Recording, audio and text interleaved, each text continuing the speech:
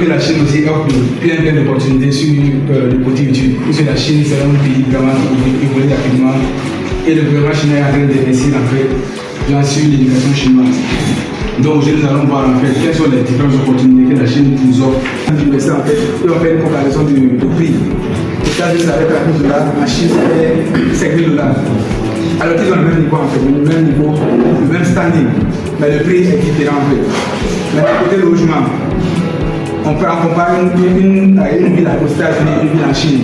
Là-bas, c'est autour de 14 000 $ et en Chine, c'est autour de 10 000 $ par an. Et maintenant, pour les études, même là, tu peux rester au campus. Et au campus, généralement, c'est autour de 300 000 francs l'année comme ça. Imagine, tu payes 300 000 francs et tu es dans un cadre vraiment bien confortable. Alors qu'en Chine, la technologie domine. Dans l'intelligence artificielle, les robots et autres là, dominent vraiment en fait. Donc, ça c'est maintenant les atouts des études en Chine. C'est comme j'avais dit, les coûts de la scolarité sont vraiment abordables. Et les conditions d'avoir ces bourses là sont vraiment minimes. Là, tu fais la demande et voilà, donc tu as de fortes chances d'avoir les bourses. Ce qui est intéressant aussi, c'est l'expérience interculturelle. Parce que l'état en Chine, vraiment, bon, c'est un pays vraiment qui est ouvert et tu as l'occasion vraiment de croiser beaucoup de personnes, beaucoup de nationalités. Bon. Et aussi, ce qui est intéressant, c'est qu'en Chine, il n'y a pas de racisme. On m'a dit que les Chinois sont racistes, ils ne sont pas racistes, ils sont seulement curieux. Voilà, si elle était raciste, elle n'a pas non, mais c'est venu en Afrique. Voilà, ils sont curieux en fait. Genre, si vous partez là-bas, ils vont vous approcher, toucher votre cheveu, en tout là. C'est la curiosité en fait. Là, ils sont curieux. Là aussi, bon, on va parler des universités aussi en Chine. C'est comme j'avais dit, là, les universités sont vraiment de haut niveau développées. Et il y a les grandes universités, par exemple les Tsinghua University, il y a aussi Fudan University, il y a Zhejiang University, ce sont vraiment de très bonnes universités en fait. Et ces universités offrent de très bonnes bourses. Voilà, quand j'ai une très bonne bourse là, genre tu passes avec ta valise en Chine, tout est déjà pris en charge en fait. Il y a beaucoup de stages en fait. Ça veut dire qu'il y a une possibilité de faire des stages. Là maintenant, je vais laisser la place à Eko. Elle va parler un peu de comment se passe en fait l'installation des études en Chine.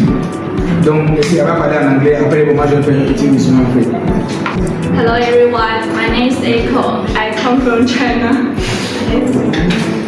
I have lived China for over 20 years, and Dr. Klibali has also lived and studied in China for over 10 years. He is a black Chinese. We both have a deep understanding of the country. I won't repeat what the doctor has already said. Instead, I would like to share my personal thoughts from a different perspective. First, as a foreigner going to a new and unfamiliar country, the number one concern is usually the safety. And here, I can assure you that in China, China is one of the safest countries in the world. Public areas are covered with surveillance camera everywhere. For example, if you accidentally leave your phone in a public place, no one will touch it. Even if you return after 3 hours, it's likely to be exactly where you leave it. Or someone may have handled it. Once you purchase insurance and go to the hospital, you will really feel the speed and the efficiency of how things are done here. Everything is carried out in an organized, timely manner. At the hospital, there is always someone available to assist you through the entire medical process. Even if there is a language barrier, you can always call me or Dr. Klibali. Our support does not stop once you have been admitted to school. We genuinely want our students to feel warmth and care in China. Third, let's talk about Chinese food. China is a huge country with many regional food specialties. The taste is so amazing that words cannot describe. I really hope you can get to try it. Please watch the video we have prepared. We also have a large community group where we regularly share life experience and food in China, and you are welcome to join us.